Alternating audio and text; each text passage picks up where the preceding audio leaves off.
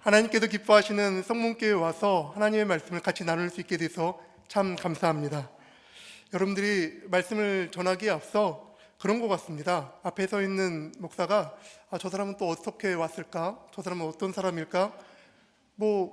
궁금할 것도 있고 궁금하지 않을 수도 있지만 알아야 될 게 있습니다. 우선 기본적으로 아셔야 되는 게 있는데 저한테 있어서는 딱 두 가지만 우선 여러분들이 알아주셨으면 좋겠습니다. 첫 번째는 제가 혀가 짧습니다. 혀가 짧아서 이렇게 말씀을 전하다가 뭐지? 뭐라고 하는 거지? 라고 하는 약간의 의문이 들 수가 있는데 그때는 그냥 넘어가십시오. 사실 중요하지 않을 수도 있고 또한 이렇게 뒤에 들어오면 알 테니까 저 목사님 왜 저렇게 말하지? 라고 하는 그런 생각은 하지 마십시오. 우리 교회에서도 지금 제가 교회가 세워진 지 이제 올해가 5년째 됐거든요. 5년째 돼서 이제 성도님들이 이렇게 조금씩 불어나오고 계신데 첫 번째부터 함께 있었던 그 집사님들께서 새로 오신 분들이 이렇게 뭐라고 얘기를 하면 알아서 얘기해 주십니다. 우리 목사님 혀 짧아. 그러니까 그냥 그렇게 알아서 그러면서 이렇게 넘어가십니다. 그러니까 여러분들도 그냥 한 번 볼지 또 한 번 볼지 모르지만 어쨌든 들으실 때 그냥 그렇구나 라고 생각하시면 됩니다. 또 하나 알아두셔야 되는데 그게 뭐냐면 그냥 제가 어떤 사람이냐면 저희 아버지가 목사님이셨고 저는 모태신앙이었습니다. 근데 제가 이거를 말씀드리는 이유가 뭐냐, 모태신앙이었음에도 불구하고 모태신앙인으로서 못했던 점들이 많죠. 많은 분들이 말하듯이 모태신앙인이지만 신앙이 없었던 게 저였었습니다. 그래서 제가 고등학교 졸업하고 대학을 이렇게 좋게 말해서는 가정 형편 때문에 안 간 거고 나쁘게 말해서는 머리가 나빠서 안 간 거고 그렇게 해서 대학을 안 갔습니다. 안 가고 나서 직장 생활하고 군대를 갔다 오면서 제가 갖고 있었던 소망이 뭐냐, 빨리 집에서 독립하고 싶다 이거였었습니다.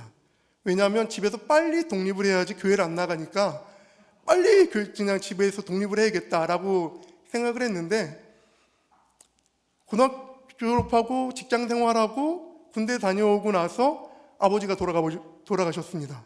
아버지가 돌아가시고 나서 정말로 제 인생이 너무나 갑자기 이 신학이라는 데를 들어가게 됐고 또 신학교 가서도 여전히 고민하면서 그냥 했던 게 뭐냐, 나는 예수님 믿는데 왜 안 바뀌지?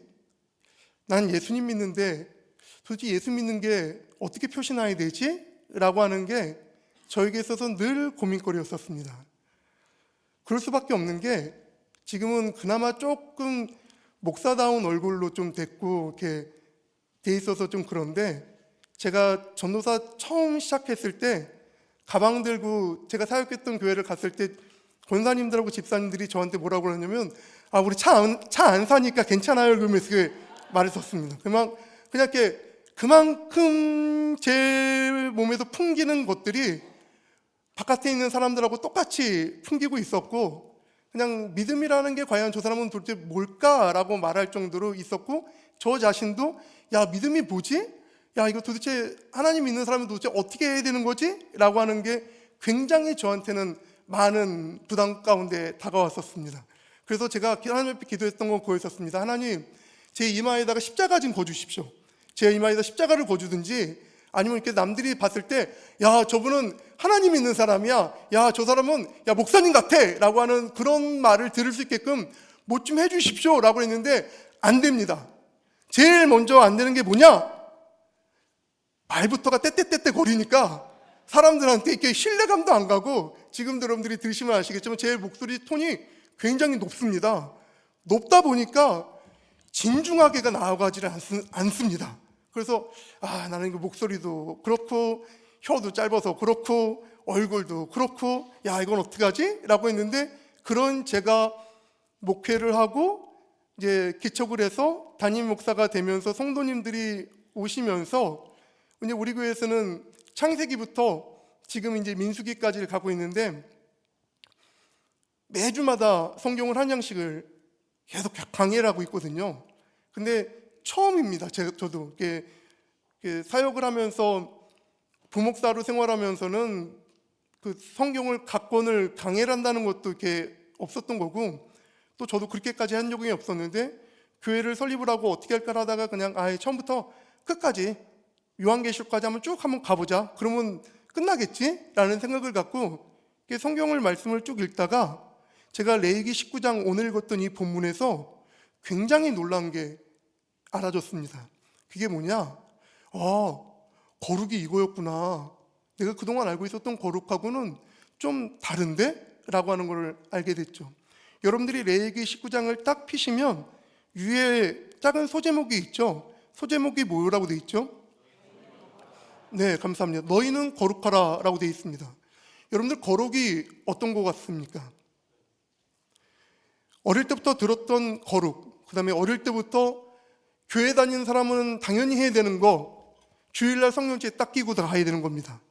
남들이 뭐라고 하든 말든 나는 교회 다닌다는 거를 보여줘야 되는 겁니다. 그리고 또 무릇 목사를 한다면 주일날 양복 딱 입고 성령책 가슴에 딱 끼고 성도님들 오셨을 때 권사님 오셨습니까? 집사님 오셨습니까? 라고 하면서 이렇게 인자하고 굉장히 밝은 얼굴로 예의 바르게 인사하는 이 모습, 늘 봐왔던 모습이었습니다. 그래서 그렇구나, 목사님은 저렇게 해야 되는 거구나, 목사님은 저렇게 딱 성령책 끼고 어딜 다닐 때도 천천히 권사님들과 같이 웃으면서 권사님 이번에는 어떻게 다녀오셨습니까? 권사님 요즘에는 어떠십니까?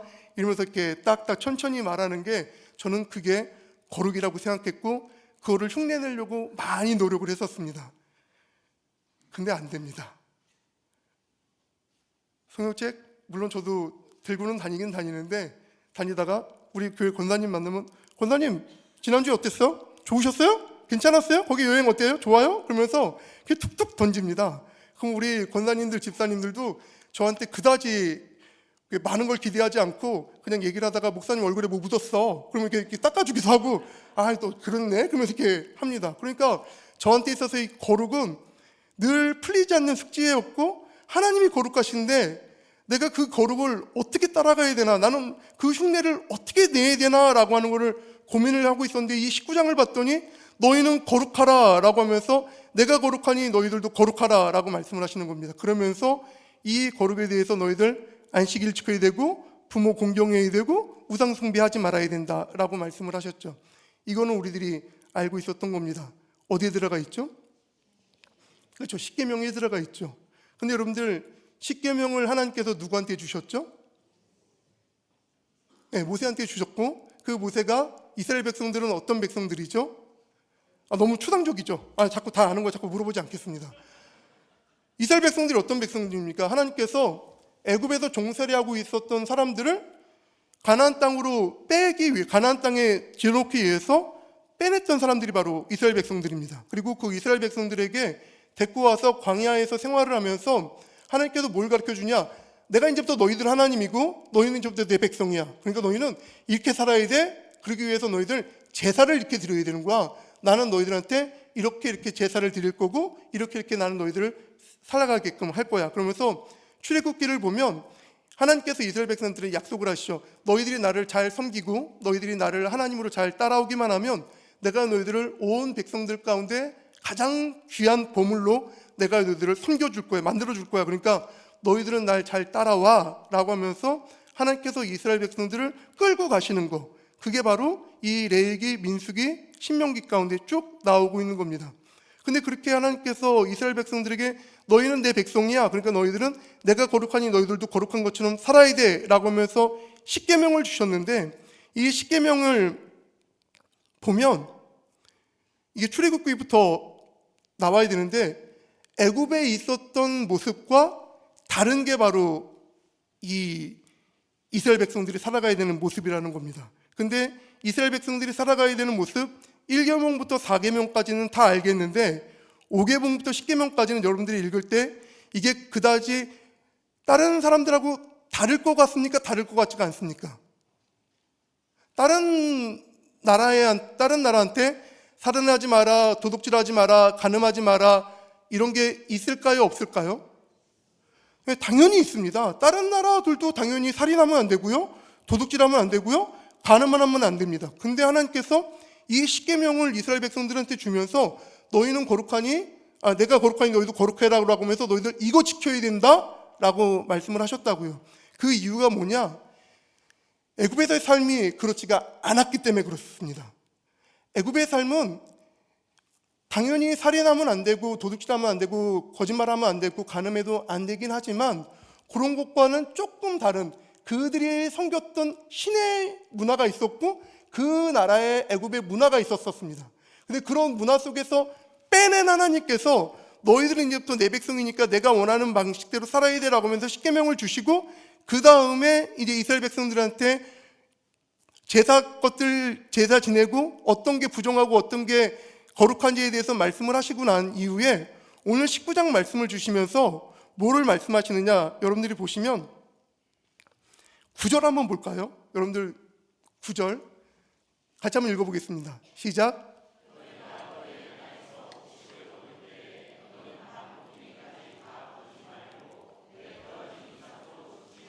그 밑에 10절도 읽겠습니다. 시작.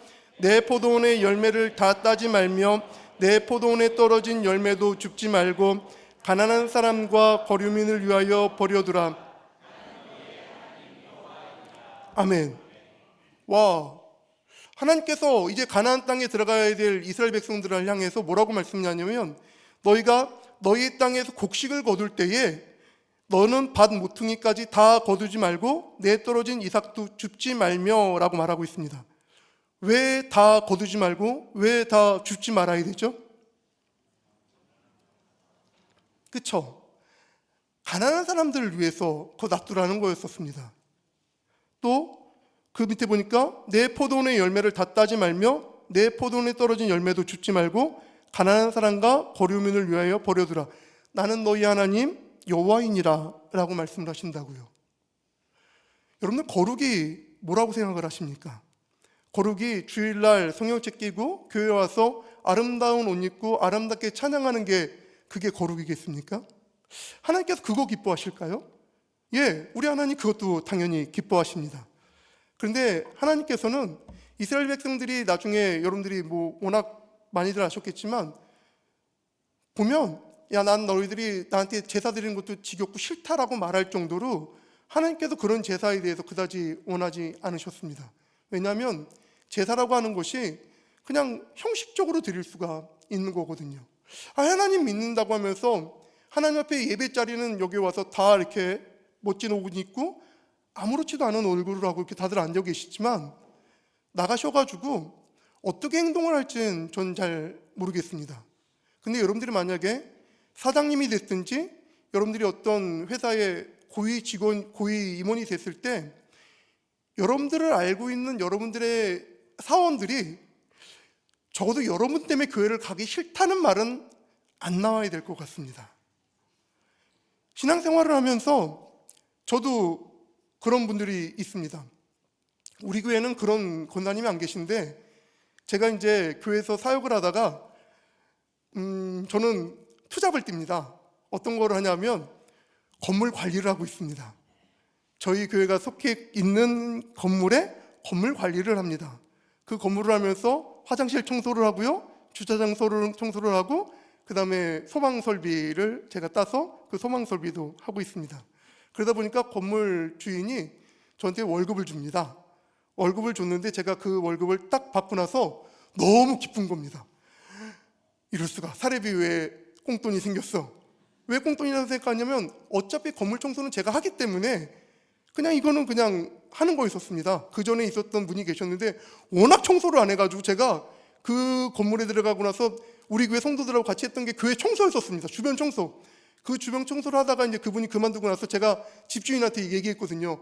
사장님, 제가 청소하겠습니다. 그러니까 제가 건물 관리할 수 있게끔 해주십시오. 그랬더니 그분도 뭐 교회 상주하시는 분이 해주면 좋죠 라고 하면서 저한테 그걸 줘서 제가 그걸 청소를 다 하는 겁니다. 그리고 이제 집주인이 줬는데 제가 이걸 갖고 너무 귀한 돈이니까 어떻게 할까 하다가 절반을 떼어서 노숙인을 돕자라고 했습니다. 근데 저희가 살고 있는, 제가 이제 수원 사람인데 수원 영화동에 노숙인이 좀 계십니다. 근데 이제 그 노숙인이 오셨을 때 제가 그랬습니다. 한 분한테, 선생님, 제가 선생님한테 주민등록증을 만들어 드리겠습니다. 그러려면 방이 필요하고 주소지가 필요하니까 제가 방도 하나 구해드리겠습니다 라고 해서 그 월세방 있는 사모님한테 가가지고 사정사정을 해서 보증금 100만 원에 월 30만 원을 주고 방을 구해드렸습니다. 그러고 나서 이렇게 있었는데 알고 봤더니 그분이 권사님이셨습니다. 우여곡절 끝에 이 분이 교도소를 가게 됐고 그 방을 빼야 되는데 안 빼주는 겁니다. 월세 기간이 남았으니 자기는 월세를 받아야 되겠다는 겁니다. 제 입장에서는 생돈 30만 원이 매달 나가게끔 되어버렸습니다. 그래서 제가 그랬습니다. 권사님, 그러지 마시죠.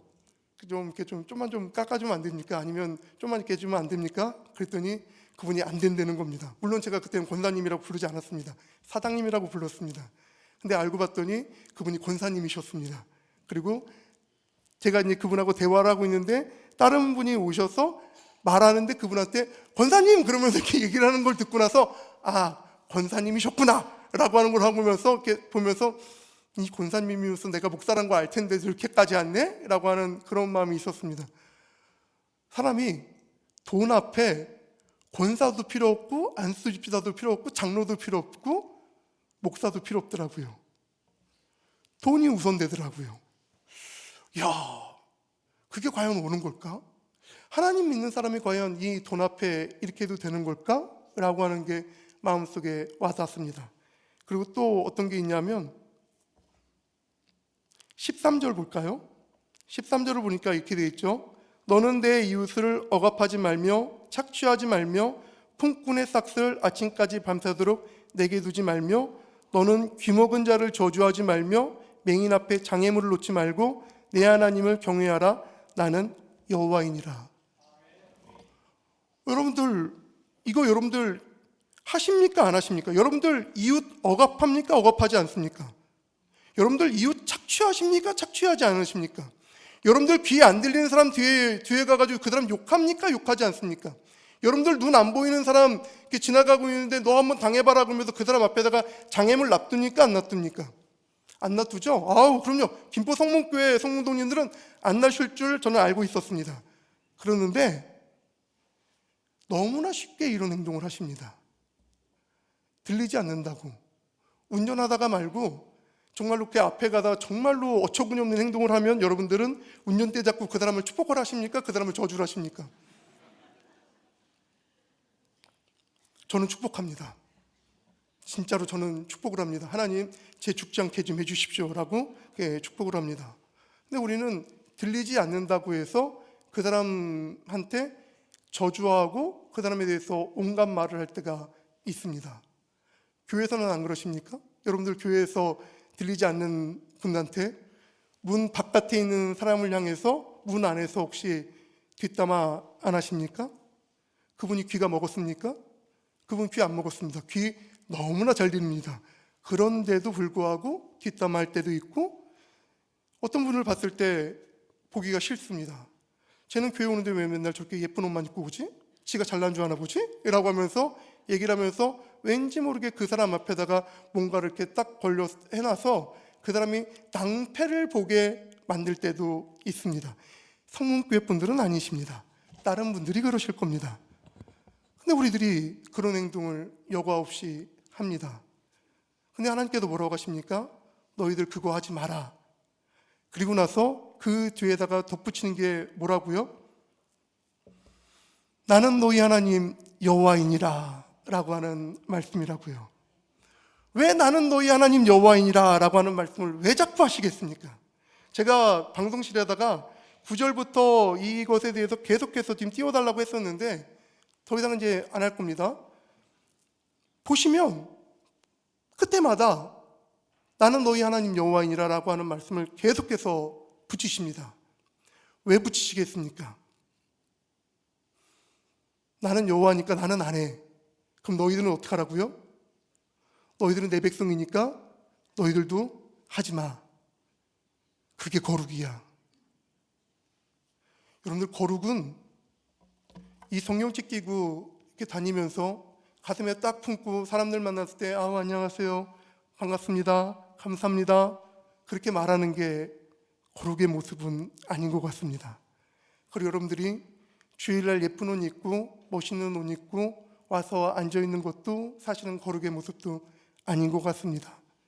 여러분들의 거룩은 교회 안에서 나타나는 게 아니라 교회 바깥에서 나타나지는 겁니다.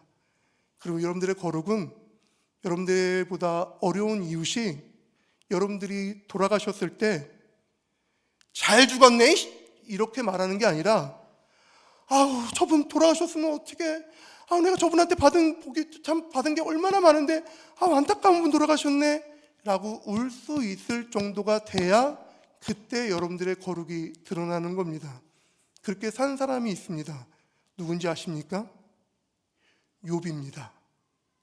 욥이 스스로 말하기를 뭐라고 말했느냐? 내가 도와줬던 그가 죽어가면서까지도 나를 위해서 그 사람이 나를 위해서 복을 빌어줬던 게 바로 나야. 나 그렇게 나쁜 행동하지 않았어 라고 말을 했던 게 바로 욥이었습니다. 그리고 하나님께서 욥을 향해서 뭐라고 그랬죠? 사단한테까지도 말하지 않았습니까? 너 내 종 욥을 보았느냐? 라고 하면서 말했던 그 욥. 하나님께서 욥을 볼 때 참 거룩하고 경건한 사람이라고 말했던 그 욥은 정말로 연약한 자를 돕기를 주저하지 않았던 그런 사람이었습니다. 저는 우리 성문교회 성도님들이 어디를 나가든지 간에 성경책을 끼고 가지 않고 교회에서 집사님, 장로님이라고 부르지 않고 사장님이라고 불렀는데도 뒤에서 교회 다니셨어요? 어느 교회 다니셨어요? 저도 교회 가보고 싶은데 라고 하는 말을 들을 수 있는 그런 분들 되셨으면 좋겠습니다. 기도 많이 한다고 거룩하지 않습니다. 예배 시간에 안 졸고 앉아있다고 해서 거룩하지도 않고요. 교회 드릴 때 뭔가를 많이 한다고 해서 거룩하지도 않습니다. 그랬다고 새벽 예배 때 안 나오라는 얘기도 아니고 주일 예배 때 안 나오란 말은 아니지만 여러분들이 신앙생활 하시면서 내 아버지가 거룩하니 나도 거룩해야 되는데 내 아버지가 어떻게 했지? 내 아버지는 그 영광스러운 하나님이 이 땅에 낮고 천한 우리를 위해서 이 땅 가운데 내려오셨던 그분이 이 땅의 모든 법을 지키시면서 그 모든 고난과 모욕을 지키시면서 십자가에 달려 죽으시기까지 그리고 저 땅속 무덤에까지 내려가시기까지 내려갔던 분이 바로 내 아버지가 행하신 모습입니다. 여러분들도 그렇게 해주십시오. 여러분들도 여러분들보다 못한 분들을 위해서 손을 내밀어 드리시고요. 여러분들이 굳이 싹싹 긁어가지 않고 여러분들이 남긴 거를 갖고 다른 분들도 드실 수 있게끔 다른 분들도 생활할 수 있게끔 여러분들 거를 놔두시고 그 사람이 굳이 들리지 않는다 할지라도 그 사람이 굳이 보지 않는다 할지라도 그 뒤에서 그를 향해서 칭찬하고 그에 가는 길에 해야 될 것을 미리 치워줄 수 있음으로 말미암아 정말로 하나님이 거룩하신 것 같이 여러분들도 거룩한 삶을 살아가기 힘쓸 수 있는 우리 모두가 되시기를 예수님의 이름으로 축원합니다. 기도하겠습니다. 하나님 저는 저희도 거룩하기로 합니다. 이 땅 살아가면서 내가 하나님의 닮은 자로서의 삶을 어떻게 살아야 될지를 고민하면서 살아갈 수 있는 우리들 되게 해주십시오. 앉아서 찬양하고 눈물을 흘리면서 기도하면서 나가고 나서는 내 밥그릇을 챙기기 위하여서 내 자리를 유지하기 위하여서 다른 사람들의 눈에 눈물을 흘리게 만들고 다른 사람들의 마음에 애통함을 주는 그런 자가 아니라 정말로 내가 그 한 사람을 위해서 헌신하고 그 한 사람을 위하여서 내 것을 과감하게 포기할 수 있는 그런 우리들 되어질 수 있도록 도와주시옵소서. 그래서 이 김포 지역에 있는 사람들이 성문교회 성도님들 때문에 우리들이 밥 먹고 살아요.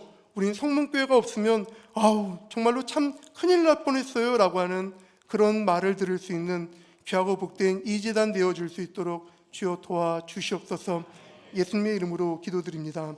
아멘.